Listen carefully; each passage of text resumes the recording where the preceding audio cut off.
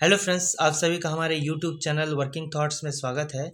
आज इस वीडियो में रीजनिंग के अगले सेट को डिस्कस करेंगे। नेक्स्ट क्वेश्चन दिया गया है कि 6 लड़के B1, B2, B4, B5 और B6 एक बीच के इर्द गिर्द केंद्र की ओर मुख करके बैठे हैं।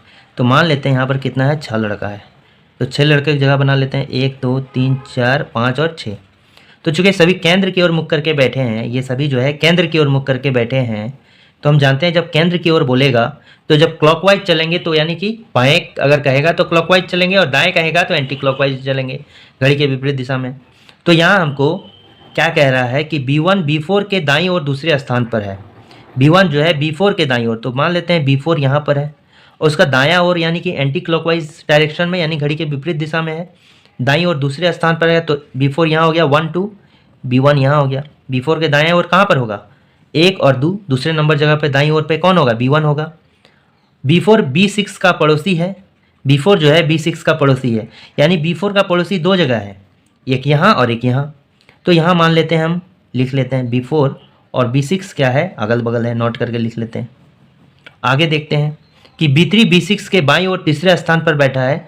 B2 B1 का पड़ोसी नहीं है, यानी कि B2 जो है B1 का पड़ोसी नहीं है, यानी कि B2 यहाँ भी नहीं होगा और B2 मेरा यहाँ भी नहीं होगा। ठीक है, B2 मेरा यहाँ भी नहीं होगा, B2 यहाँ भी नहीं होगा। अब रहा B3 और B6 का। तो चूंकि B4 जो है, देखो मान लेते हैं कि मेरा कौन सा जगह है, B4 का पड़ोसी यानी B6 यहाँ भी हो सकता है, B6 यहाँ भी हो सकता है।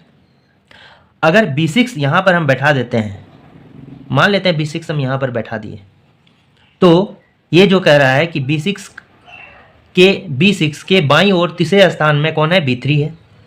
तो B6 अगर यहाँ है तो बाईं ओर कह रहा है, तो बाईं ओर कहाँ पर होगा, बाईं ओर इधर हो जाएगा क्लॉकवाइज डायरेक्शन में, 1 2 3। ठीक है, B3 मेरा यहाँ ये पोजीशन हो जाएगा। और अगर B6 का, B4 का चूँकि B6 पड़ोसी है, B6 अगर हम यहाँ बैठा देते हैं तो 1 2 3, B3 यहाँ होना चाहिए, लेकिन मेरा ऑलरेडी B1 यहाँ पर बैठा हुआ है, यानी ये कंडीशन गलत है, ये भी कंडीशन गलत है। ठीक है, यानी मेरा B6 कहाँ पर हो गया फिक्स, B6 यहाँ पर हो जाएगा और B3 कहाँ हो जाएगा, यहाँ हो जाएगा। ठीक है, ये मेरा कौन से हो गया, B3 हो गया और ये B6 हो गया।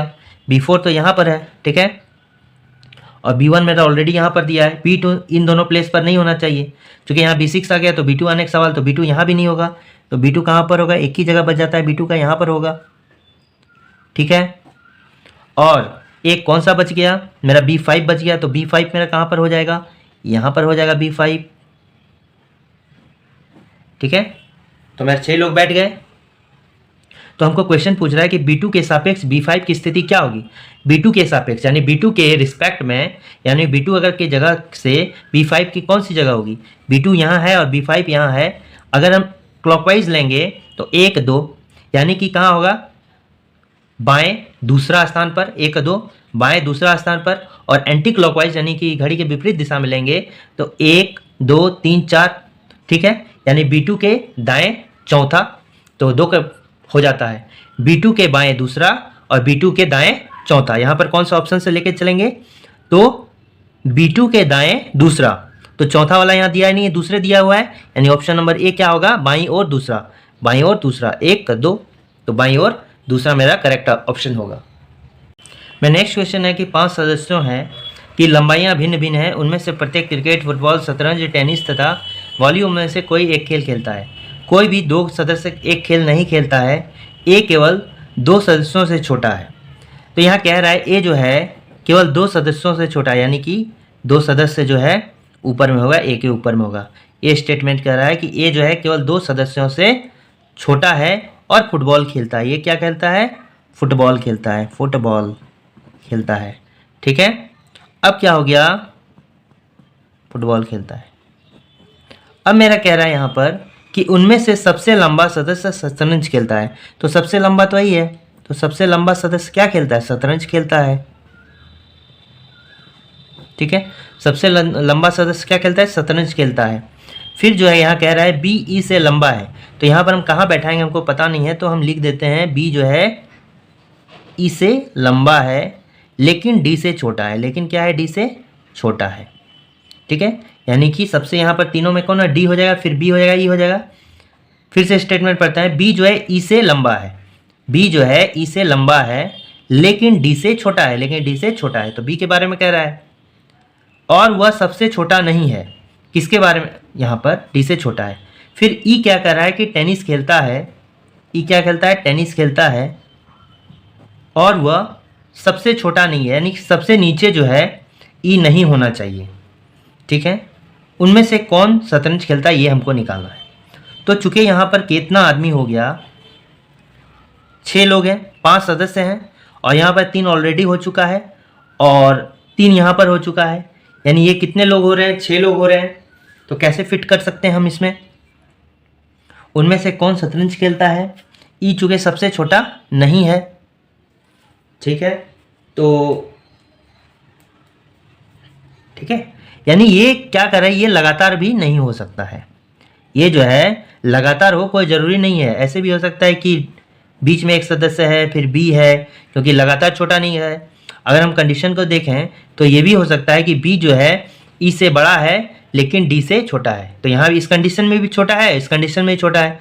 तो अगर हम दोनों को फिट करेंगे तो क्या होगा कि ई क्या करता है, सबसे छोटा नहीं है, यानी यहाँ पर और 2 कंडीशन प्लेस होना चाहिए। ई चूँकि सबसे छोटा नहीं है तो ई कहाँ होना चाहिए, यहाँ होना चाहिए। ठीक है, ई यहाँ होना चाहिए, और यहाँ जो है अगर ये ई सबसे छोटा नहीं है और यहाँ पर है तो इन दोनों स्थान पर क्या होगा, इन दोनों स्थान पर डी या बी होगा, डी बी होगा, डी होगा और बी होगा। ठीक है, और उसके बाद तो ए है ही, और ई यहाँ पर क्या होगा, यहाँ पर एक ही बच जाता है, सी, सी यहाँ पर होगा। ठीक है, तो ये जो खेलता है क्या खेलता है, टेनिस खेलता है ई। ठीक है, और शतरंज डी खेलता है, और इन दोनों का नहीं पता हमको क्या खेलता है। ठीक है, और यहाँ पर नहीं कह रहा है कि उनमें से सबसे लंबा सदस्य शतरंज खेलता है, ये तो दिया गया है। और यहाँ 2 खेल हो गया, या तो मेरा क्रिकेट बच गया और क्या बच गया, वॉलीबॉल। तो ये क्रिकेट या वॉलीबॉल खेलता है, क्रिकेट या वॉलीबॉल बॉल खेलता है, ये भी क्रिकेट या वॉलीबॉल खेलता है। ठीक है, क्योंकि इसके लिए तो जगह ही नहीं है, दोनों में से कोई कंफर्म नहीं किया है कि बी और सी में से कौन क्रिकेट खेलता है, वॉलीबॉल खेलता है। यहाँ मेरा क्वेश्चन कर रहा है कि सबसे उनमें से कौन शतरंज खेल खेलता है, तो शतरंज कौन खेलता है, डी खेलता है, यानी ऑप्शन नंबर सी मेरा क्या हो जाएगा, करेक्ट ऑप्शन हो जाएगा, option C is correct. Hello friends, next question है कि 7 व्यक्ति A B C D E F और जी उत्तर की ओर मुख करके बैठे हैं और एक पंक्ति में बैठा है, यानी कि 7 लोग हैं और सभी उत्तर की ओर मुख करके बैठा हुआ है। ठीक है, यहाँ 7 लोग हैं, मान लेते हैं 1 2 3 4 5 6 7, और उत्तर की ओर चूँकि मुख करके बैठा हुआ है, यानी इधर लेफ्ट हो गया और इधर राइट हो गया। और यहाँ कह रहा है कि ए के बाईं ओर केवल 2 व्यक्ति बैठे हुए हैं, ए के बाईं ओर केवल 2 व्यक्ति बैठा हुआ है, तो बाईं ओर किधर हो गया, इधर हो गया, लेफ्ट मतलब हो गया बायां, और राइट का अर्थ हो गया दायां। यानी ए के बाईं ओर केवल 2 व्यक्ति, यानी ए यहाँ पर बैठा हुआ है, तभी इधर 1 और 2 लोग केवल बैठे हुए हैं। नेक्स्ट क्वेश्चन कह रहा है ए और एफ के बीच में एक व्यक्ति बैठा है, तो एफ मेरा यहाँ भी हो सकता है, एफ मेरा यहाँ भी हो सकता है, एफ मेरा यहाँ भी हो सकता है, और एफ मेरा यहाँ भी हो सकता है। आगे चलते हैं, एफ और बी के बीच में केवल 2 व्यक्ति बैठा है। आगे चलते हैं, बी डी के बगल में बैठा है, ई जी के दाईं ओर दूसरे स्थान पर बैठा हुआ है, तो एफ कहाँ पर लेना होगा, तो एफ मान लेते हैं, अगर मेरा यहाँ ले लेते हैं, ठीक है, 2 लेके चलते हैं, एक यहाँ हो गया और एक एफ यहाँ लेके चलते हैं। ठीक है, ए और बी के बीच में, ए और एफ के बीच में केवल एक व्यक्ति बैठा है, ए और एफ के बीच में। ठीक है, अब कह रहा है कि एफ और बी के बीच केवल 2 व्यक्ति बैठे हैं, एफ और बी के बीच केवल 2 व्यक्ति बैठे हैं, यहाँ भी बैठ सकते हैं। एफ और बी यहाँ पर नहीं दे सकते हैं, बी हम यहाँ दे सकते हैं, क्योंकि अगर हम यहाँ बी देंगे तो 2 व्यक्ति होगा ही नहीं, तो बी हम यहाँ दे देते हैं, 2 कंडीशन को लेके चुके हम इसमें चल रहे हैं। फिर कह रहा है कि बी डी के बगल में बैठा हुआ है, बी जो है डी के बगल में बैठा हुआ है। ठीक है, बी के बगल में कौन बैठा हुआ है, डी बैठा हुआ है। फिर कह रहा है कि ई जो है जी के दाईं ओर दूसरे स्थान पर है, ई जो है जी के दाईं ओर दूसरे स्थान पर है। ई जो है, अगर हम ई यहाँ देंगे, दाईं ओर इधर है, तभी जी के दाईं ओर दूसरे स्थान पे होगा, जी यहाँ पर होगा, दूसरे स्थान पर यहाँ होगा।